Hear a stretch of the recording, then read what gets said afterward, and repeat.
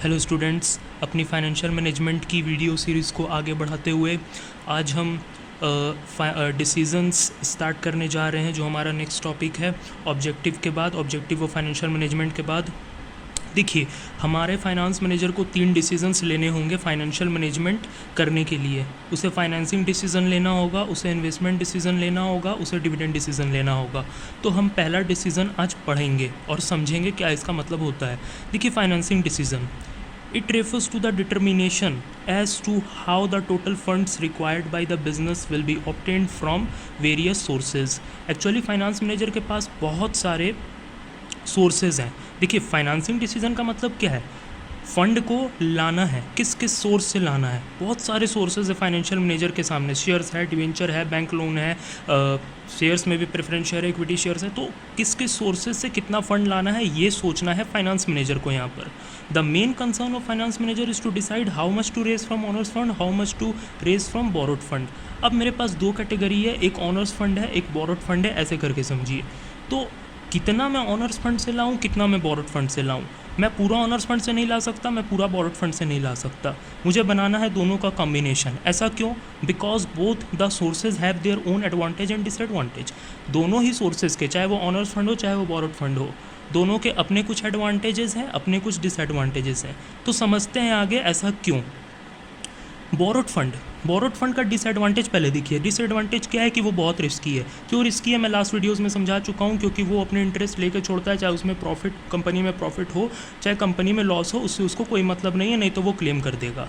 लेकिन honours fund क्यों less risky है? क्योंकि ये तभी डिविडेंड लेता है, शेयर्स पर डिविडेंड तभी डिक्लेयर किया जाता है जब कंपनी के पास प्रॉफिट होता है, नहीं तो ये कोई क्लेम नहीं करता है कंपनी में, अगर कंपनी उसे डिविडेंड ना दे पाए तो इसलिए ये लेस रिस्की है। ये बात हमने लास्ट क्लास पढ़ी। लेकिन आज एक बात हमारे लिए नहीं है। देखिए, ऑनर्स फंड के डिसएडवांटेज में मैंने क्या लिखा है। ऑनर्स फंड में के डिसएडवांटेज में मैंने लिखा है मोर कॉस्टली। ऑनर्स फंड को मैंने मोर कॉस्टली क्यों बता दिया, इसका रीज़न आप लोगों को नहीं पता है। ध्यान से समझिएगा, बड़े ध्यान से समझिएगा। याद करिए, मैं ऑनर्स फंड में प्रेफरेंस शेयर भी मेरे पास आए थे, मेरे पास इक्विटी शेयर्स भी आए थे। मैं यहाँ पर जनरली इक्विटी शेयर की बात कर रहा हूँ। याद करिए, इक्विटी शेयर का जो डिविडेंड रेट था वो फिक्स नहीं था, नॉट फिक्स था। लेकिन प्रेफरेंस शेयर का डिविडेंड रेट फिक्स था। मैं यहाँ पर इक्विटी शेयर की बात करूँगा। अब आप सोचिए, अगर कंपनी को लॉस हो तो डिविडेंड तो नहीं डिक्लेयर होगा, दोनों को ही नहीं होगा। लेकिन अगर कंपनी को प्रॉफिट हो, बहुत ज़्यादा प्रॉफिट हो, तो प्रेफरेंस शेयर तो वैसे अपना फिक्स रेट ऑफ डिविडेंड लेके चला जाएगा। लेकिन इक्विटी शेयर का जो डिविडेंड रेट फिक्स नहीं है, यहाँ पर उसका डिविडेंड रेट बढ़ जाएगा, क्योंकि कंपनी के पास एक्स्ट्रा प्रॉफिट है और कंपनी की एक्स्ट्रा प्रॉफिट पर हक जमा सकता है इक्विटी शेयर्स, क्योंकि उसका डिविडेंड रेट फिक्स नहीं है, वो प्राइमरी रिस्क बियरर था कंपनी का। तो यहाँ पर ये बात कंपनी को खल जाती है, कंपनी को ये चीज़ कॉस्टली लगती है कि उसकी एक्स्ट्रा प्रॉफिट पर इक्विटी शेयर हक जमा सकता है। यही एकमात्र रीज़न है कि कंपनी को ऑनर्स फंड कॉस्टली लग सकता है। ये सिर्फ एक रीज़न है, इसके 2 रीज़न और हैं। ये मैं आपको नेक्स्ट वीडियोस में समझाऊंगा आगे आगे जैसे टॉपिक बढ़ेगा। इसका पहला रीज़न मैंने ये आपको समझा दिया कि ऑनर्स फंड क्यों कंपनी को कॉस्टली लगता है।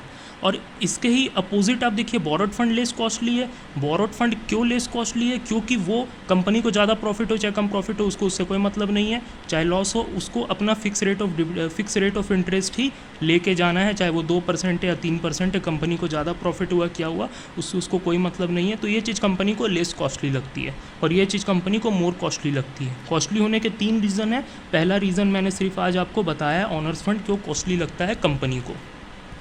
Under financing decision manager fixes the ratio of honours fund and borrowed fund. यही रीज़न है कि फाइनेंस मैनेजर ना पूरा फंड ऑनर्स फंड से लाता है, ना पूरा फंड बोरोड फंड से लाता है। दोनों का एक प्रॉपर रेशियो फिक्स करता है और दोनों का प्रॉपर रेशियो फिक्स करके अपनी कंपनी का कैपिटल स्ट्रक्चर डिसाइड करता है। क्योंकि ना तो उसे पूरा रिस्की कंपनी को पूरी रिस्क में डालना है, ना तो उसको पूरा कंपनी को कॉस्टली सोर्स ऑफ फाइनेंस देना है। उसको दोनों का कॉम्बिनेशन रखना है, ना ज़्यादा कॉस्ट ना ज़्यादा रिस्क। अब फैक्टर अफेक्टिंग फाइनेंसिंग डिसीजन देखिए। 2 फैक्टर्स हम यहाँ पर डिस्कस करेंगे, बाकी नेक्स्ट वीडियो में होगा। देखिए, cost. The cost of all the sources of finance is different. सारे सोर्सेज ऑफ फाइनेंस के कॉस्ट अपने अपने वेरी करेंगे। मैंने ऊपर ही बता दिया, owners fund is more costly than borrowed fund. इसके 3 रीज़न है। पहला रीज़न मैंने ऊपर बता दिया है, उसी रीज़न को यहाँ पर अप्लाई करिए। ऑनर्स फंड मोर कॉस्टली है बोरोड फंड पे। क्यों? क्योंकि कंपनी को ऐसा लगता है कि इक्विटी शेयर्स क्या कर सकते हैं, उसके एक्स्ट्रा प्रॉफिट पर हक जमा सकते हैं। So we should select cheap source of finance. अब आप सोचिए, आप अपनी कंपनी के लिए क्या करेंगे, महंगा सोर्स ऑफ फाइनेंस चुनेंगे या सस्ता सोर्स ऑफ फाइनेंस चुनेंगे। ऑफ कोर्स आप सस्ता सोर्स ऑफ फाइनेंस चुनेंगे तो उस हिसाब से आपको फेवरेबल यहाँ पर क्या लगेगा, बोरोड फंड। हर पॉइंट को अपने तरीके से, अलग तरीके से समझिए, एक पॉइंट को दूसरे पॉइंट के साथ मत मिलाइए। इस पॉइंट के हिसाब से आपके लिए फेवरेबल है बोरोड फंड। नेक्स्ट पॉइंट देखिए, risk. The risk of all the sources of finance is different. Borrowed fund is more risky than owners fund. मैंने समझ लिया है कि बोरोड फंड मोर रिस्की है ऑनर्स फंड से। क्यों? क्योंकि वो अपनी इंटरेस्ट लेके छोड़ता है, चाहे कंपनी को प्रॉफिट हो लॉस हो, उससे उसको मतलब नहीं है। लेकिन ऑनर्स फंड अपने डिविडेंड के साथ कंप्रोमाइज़ करता है, अगर कंपनी को लॉस हो तो, अगर प्रॉफिट हो तभी लेता है। Hence we should select the finance with low risk. Simple सी बात है। अब आप सोचो कि आप अपनी कंपनी को ज़्यादा रिस्क में डालना चाहोगे या कम रिस्क में डालना चाहोगे। ऑफ कोर्स आप कम रिस्क में डालना चाहोगे। इस हिसाब से, इस पॉइंट के हिसाब से आपके लिए फेवरेबल बनता है ऑनर्स फंड। इस पॉइंट के हिसाब से आपके लिए फेवरेबल बनता है ऑनर्स फंड।